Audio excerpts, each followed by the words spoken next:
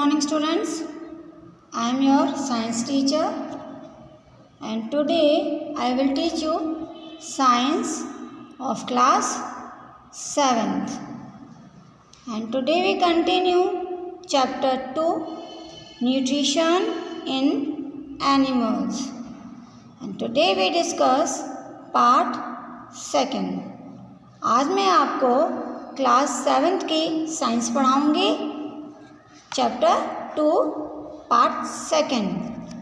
So first of all of you open your science book, science of class 7th and chapter number 2 nutrition in animals, page number 12. देखिए part 1 में हमने आपको the human digestive system short में बताया था कि किस तरह से ह्यूमन के अंदर डाइजेस्टिव सिस्टम कंप्लीट होता है और कुछ प्रोसेस होते हैं जो हमारी बॉडी में होते हैं, जैसे ingestion, digestion, absorption and egestion. आज हम ह्यूमन डाइजेस्टिव सिस्टम को डिटेल में पढ़ेंगे. So first I will explain you inside the mouth. Our digestive system start from mouth. तो हमारे माउथ के अंदर क्या होता है कि when we chew the food, a digestive juice means saliva is mixed with it. क्योंकि जब हम फूड को च्यू करते हैं यानी कि उसे हम चबाते हैं तो हमारे माउथ के अंदर एक डाइजेस्टिव जूस होता है जिसे हम सलीवा कहते हैं, वो निकलता है और हमारे फूड में मिक्स हो जाता है. सलीवा के अंदर एक एंजाइम प्रेजेंट होता है जिसे हम एमिलेज कहते हैं.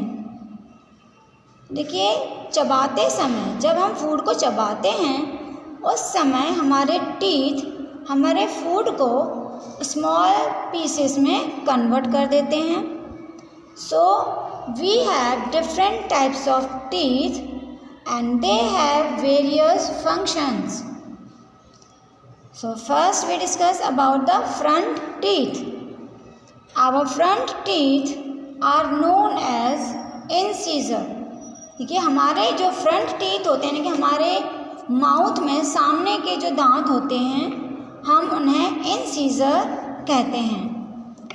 एंड इंसीजर जो टीथ हैं उनका जो फंक्शन है वो किसी भी चीज़ को कट करने के लिए यूज़ होता है, यानी कि इंसीजर जो हैं वो किसी भी चीज़ को कट करने के लिए यूज़ किए जाते हैं. एंड नेक्स्ट इंसीजर्स यानी इंसीजर्स के बराबर में जो सेकंड टाइप के टीथ हैं that is called the canines. Canines is also called tearing teeth. यानी कैनाइन्स टीथ को हम tearing teeth भी कहते हैं. And they are pointed in shape. और वो pointed shape के होते हैं. The teeth at the back of our mouth. हमारे माउथ में जो पीछे वाले टीथ होते हैं बैक में, these are broad with almost flat surface, यानी वो चौड़े होते हैं और उनका जो सरफेस होता है वो फ्लैट होता है. And these teeth crush and grind the food. और ये टीथ हमारे फूड को क्रश करते हैं, चबाते हैं उन्हें और ग्राइंड मतलब पूरा पीस देते हैं, पूरी चटनी बना देते हैं. So these teeth are called premolars and molars. देखिए हमारे टीथ देखने में वाइट दिखाई देते हैं तो हमारे टीथ के ऊपर एक कवर होता है जिसे हम एनामल कहते हैं. और ये एनामल हमारी बॉडी में सबसे हार्डेस्ट सब्सटेंस होता है जिसे हम एनामल कहते हैं. ये सबसे हार्ड होता है. हमारे ह्यूमन जब हम एडल्ट होते हैं यानी कि हमारे जो 18 ईयर्स या 18 ईयर्स से ऊपर वाले जो ह्यूमन हैं यानी एडल्ट ह्यूमन, उनमें उनके माउथ में 32 टीथ होते हैं 16 नीचे और 16 ऊपर। इसी तरह से जो छोटे बच्चे होते हैं यानी चिल्ड्रन, उनके अंदर 20 टीथ होते हैं, 10 टीथ नीचे होते हैं और 10 टीथ ऊपर होते हैं। सो बच्चों के अंदर जो 20 टीथ होते हैं उन्हें हम मिल्क टीथ कहते हैं, और मिल्क के टीथ को भी हम टेम्परेरी टीथ भी कहते हैं। Milk teeth is the first set of the teeth and they fall off at the age between 6 to 8 years. हमारे टीथ के 2 सेट होते हैं। जो मिल्क टीथ होता है वो फर्स्ट सेट होता है, और मिल्क टीथ जब बच्चे की एज 6 to 8 के बीच में होती है तो वो मिल्क टीथ गिरने यानी टूटने शुरू हो जाते हैं। तो उनकी जगह पर नए टीथ आते हैं, तो धीरे धीरे सभी मिल्क टीथ टूट जाते हैं और उनकी जगह पर नए टीथ आकर उनकी जगह को कवर कर लेते हैं। तो वो हमारा सेकंड सेट कंप्लीट हो जाता है। तो सेकंड सेट को हम परमानेंट टीथ कहते हैं। परमानेंट टीथ हमारी लाइफ टाइम तक रहते हैं, यानी कि जब तक हम जिंदा रहते हैं तब तक वो हमारे माउथ में रहते हैं। अगर परमानेंट टीथ टूट गए किसी कारण तो वो उनकी जगह पर नए टीथ नहीं आएंगे। इसलिए हमें अपने टीथ की प्रॉपर केयर करनी चाहिए। कि नॉर्मली हमारे माउथ में बैक्टीरिया तो प्रेजेंट होता है, but they are not harmful to us, लेकिन वो हमारे लिए नुकसानदायक नहीं होते। लेकिन जब हम अपने दांतों को क्लीन नहीं कर, जैसे हमने कुछ भी खाया और उसके बाद हमने अपने दांतों को साफ़ नहीं किया, तब उस हमारे माउथ में हार्मफुल बैक्टीरिया ग्रो करने लगेंगे और साथ ही वो एसिड बनाना शुरू कर देते हैं। और ये एसिड हमारे टीथ के ऊपर जो एनामेल कवर है उसे डैमेज करना शुरू कर देता है और हमारे टीथ डैमेज होने शुरू हो जाते हैं। So this is called the tooth decay, यानी जैसे दांत खोखले हो जाते हैं, कीड़ा लग जाता है जैसे हम कहते हैं। अब जैसे बहुत बच्चे बहुत ज़्यादा मीठा खाते हैं, जैसे स्वीट है, टॉफ़ीज़, चॉकलेट्स, सॉफ्ट ड्रिंक्स, ये सभी टूथ डिके यानी दांत को खोखला करने के दुश्मन होते हैं, क्योंकि इनको ज़्यादा खाने से हमारे दांत खराब हो जाते हैं, खोखले हो जाते हैं, टूथ डिके हो जाता है। सो देयरफॉर हमें अपने दांतों की केयर करनी चाहिए। कुछ भी खाने के बाद हमें अपने दांतों को कम से कम एक दिन में 2 बार 2 टाइम्स साफ़ करने चाहिए। इसी तरह से देखिए हमारी टंग, अब हम अपने टंग के बारे में स्टडी करते हैं।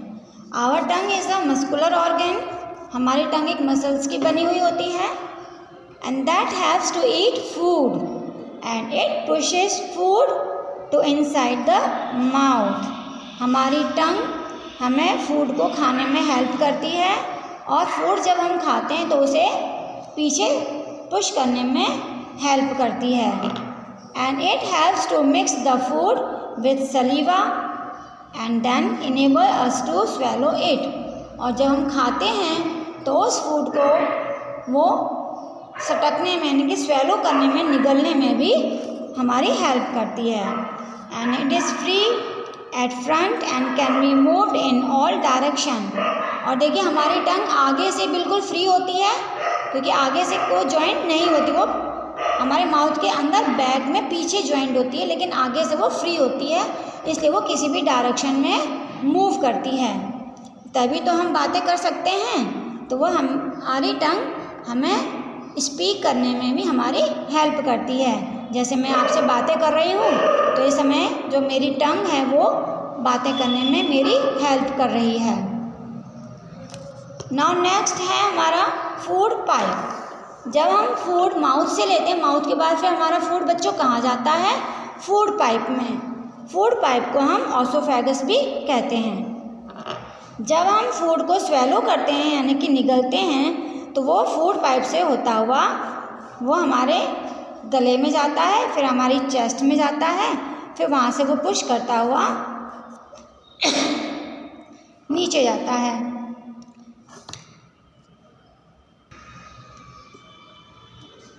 और इस तरह से हमारा फूड पाइप से होता हुआ एलिमेंट्री कैनल से वो नीचे की तरफ जाता है। कभी कभी फूड जो है हमारा स्टमक जो है फूड को एक्सेप्ट नहीं करता और वो किसी भी रीज़न से उसको फूड पाइप में दोबारा भेज देता है, तो इससे हमें होता है कभी कभी हमें वोमिटिंग हो जाती है, तो वो इसी वजह से होता है, यानी कि कुछ इन्फेक्शन होता है जिससे कि फूड पाइप में वो फूड वापस आता है और हम उसको वोमिट के रूप में बाहर निकाल देते हैं।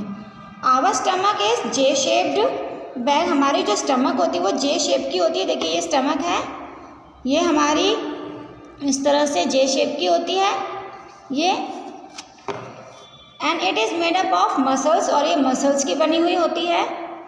It can hold up to 2 litres of food at a time.